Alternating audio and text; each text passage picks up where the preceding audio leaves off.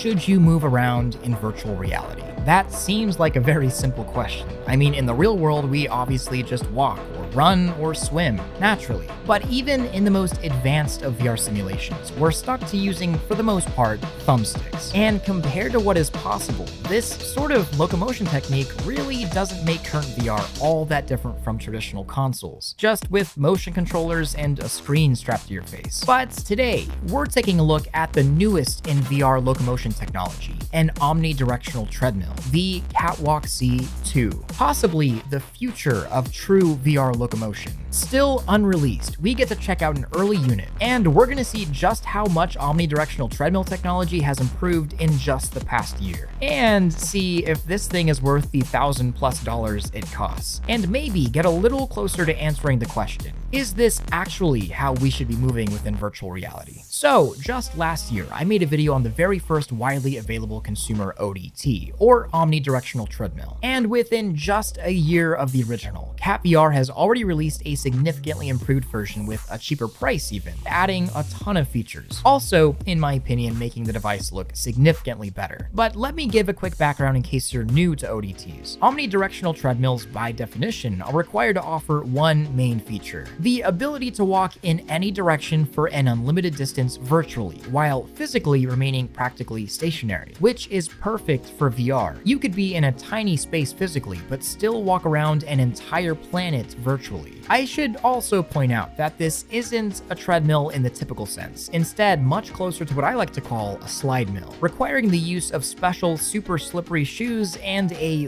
lubed up friction surface to walk on. And even though only a year has passed since the original version, it feels like this is a device from 3 years in the future, significantly improving in function and solving many of the original issues I and many others had with the first one. Well, most of the problems, except the inevitable one. This thing is just big. Shipping and moving a catwalk is no small feat in effort or expense.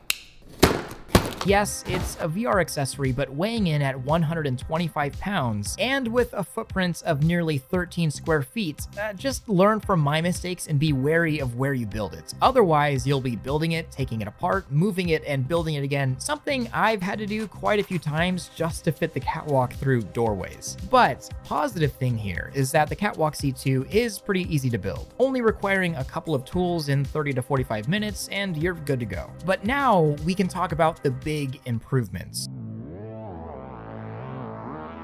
Gone are the multiple sizes of the catwalk. Now, one size fits all as long as you're somewhere close to or within 5'3" and 6'5", using a system where you adjust the device's height according to your own, although the maximum weight capacity is still 288 pounds for the user. But the appearance and new height adjustment are only the beginning of why I'm pumped for this newer iteration. It seems like Cat kind of thought of everything. Simple things like hooks on the device for your controllers and headset, an optional sitting module for seated and standing experiences like No Man's Sky or riding a horse in Skyrim. There's now a dedicated physical calibrate button on the device that works instantly, so you don't have to dive through menus to readjust your orientation. Way better reach, so now you can actually squat down or lean over to grab things, which is more than welcomed. And now haptic feedback is built into the base of the machine, so the entire earth can shake underneath you, which I'll get back onto in just a moment because that was kind of huge. But I have to say, one of the biggest improvements to the original catwalk are the shoes. The last catwalk had a floppy set of IMU sensors to track your feet position and see if you're walking or moving your legs, and they technically did the job, but not perfectly, and if you moved your feet too fast, they'd fly off or get confused, and you were limited to only forward movement, no side to side or backward, which isn't very, realistic, I guess. Imagine walking around in real life, but you can only walk forward. Kinda weird. However, for the C2, they used a completely different technology, and it's nothing new, but it's really smart. Instead of only relying on IMU data, the new shoes took the decades-old technology of an optical mouse sensor and just threw it on the bottom of the shoe. It works the exact same way that a mouse does, but for your feet on the ground. It can tell if you're moving forward, back, left, right. It's super simple, but I found it working significantly better. Plus, the new shoes are no longer terrible bowling shoes, now going for more of a budget pair of training shoes. Still not the best, but certainly an improvement. And the last boring technical bit, the Catwalk C and C2 are compatible with just about every Steam VR and Oculus game out there as long as the game has smooth locomotion built in. I even tried games that technically aren't released yet, and every single one of them works. Although some games probably aren't really worth using the Catwalk for unless you just want to be worse at the game than everyone else,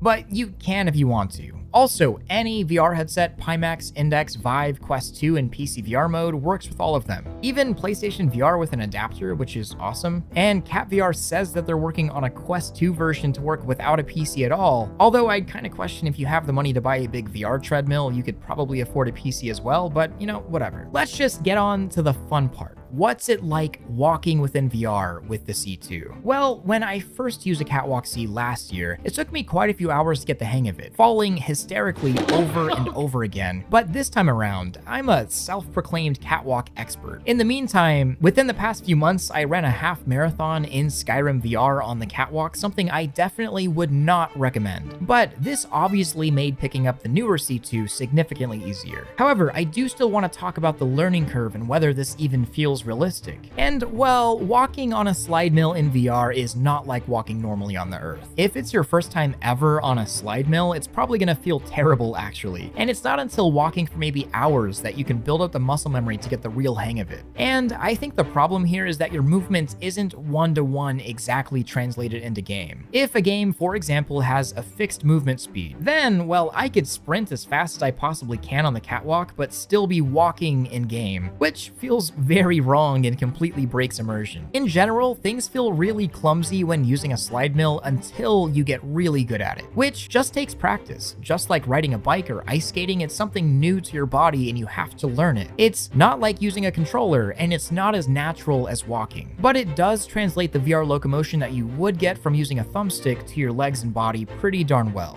And this is where the golden games come in. The titles that work perfectly on the catwalk and make using a device like this an experience that you actually can't get anywhere else. If I'm playing a single-player exploration game, let's say No Man's Sky or Skyrim VR, the catwalk turns my experience into something completely new. If there's a mountain way off in the distance and I want to go there, I'm gonna have to actually walk there, and that completely changes the psychology of playing a role-playing game. I mean, have you ever thought it weird that in role-playing games we control our characters to run miles and miles and miles per day? I didn't really find that weird until I was actually having to physically do that. And that may sound like a massive hassle and like that's a lot of work. And you're right, it is. But if your overall goal of virtual reality is to immerse yourself into a completely different world, to feel like you're actually there, to feel a sense of accomplishment and important in what you're doing within that virtual world, this is a pretty darn good way to do it. Thing is, in gaming, I don't think we really respect the scale of things. And that sense of scale within these worlds feels palatable and very real because there's a physical component to it.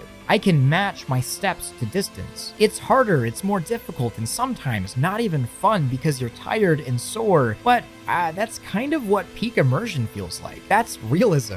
And one of my favorite moments while using the Catwalk C2 was landing my ship in No Man's Sky, actually feeling the rumble of the engines under my feet due to the new haptic platform, then walking out to gaze over a mountainside, completely losing myself for a moment until I realized that my actual destination was halfway across the planet. And this is where something like the catwalk changes the game and how I play it. Normally, I wouldn't even think twice about just walking there, but this time, I'd have to actually walk there. So I turned around and hopped back in my ship and just flew there. That sort of sensical practicality just doesn't exist in most of gaming nowadays because there's no real consequence to breaking the rules of scale. Holding W or forward on a thumbstick is no big deal, you could do it for forever. And honestly, walking there would have taken just as long as flying there. But when you have to actually exert yourself physically, I tend to think much more practically, naturally. And to me at least, I feel between the physical exertion, the psychological changes, and the respective scale, this is one of the only ways that you can really feel that.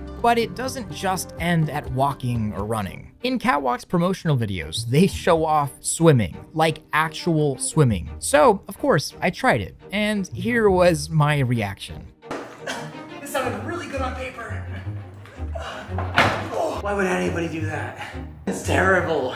And kudos to the Cat VR team. The catwalk did support my entire weight, but turns out real world gravity still exists, and swimming in that gravity while suspended from the waist makes swimming incredibly exerting. I've ran for literal miles on the catwalk, walked for dozens more, but swimming is rough. Still a really cool sensation. I guess try everything once, but I'm not sure if this is the final solution to this specific problem. If my life depended on it, I'd probably end up virtually drowning, just to be honest. And to be real, there are a lot of use cases where I don't think I'm going to be using the catwalk consistently. Swimming being one of them, but competitive VR games are another. I was significantly more immersed. Believe me, literally running into or away from battle is exhilarating, and if you're only playing for your own enjoyment, well, this is great. But if you're trying to win, you're just at a disadvantage compared to sticks. Which brings us to, should everyone have these? Is this really how we'll all walk around within VR in the future? Well, probably not, at least for a while, but I feel like just wondering about whether or not something like this is practical is kind of undervaluing what it is and how it affects you. This isn't just a gimmicky device, especially if you use it right. Hopping into VR chat, I found myself running through Hyrule Field, a place I've spent hundreds of hours in since I was a child, and experiencing the scale as naturally as possible for the first time was incredible. My brain firing off chemicals within VR that I've never felt before. Familiarity, but also something completely new. Mixed with the actual physical response of running and getting a dopamine rush, there's nothing quite like it. The Catwalk C2 is big, expensive, and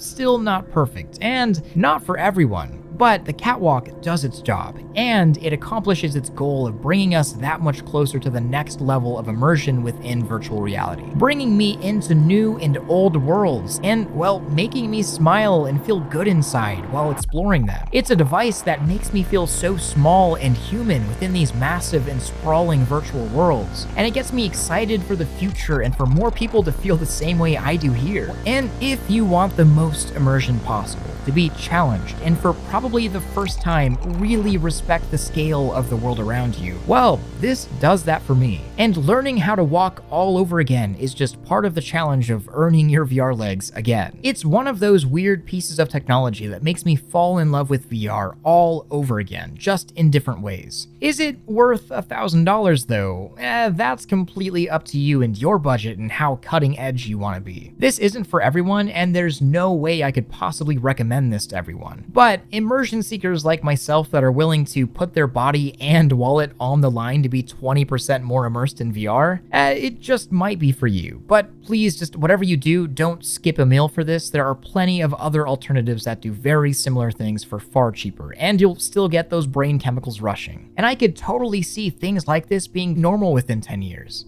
Maybe everyone has one, or you go to one publicly, at least briefly until we all plug into the Matrix. Just joking. Well, I don't know, maybe. I guess we'll have to find that one out together.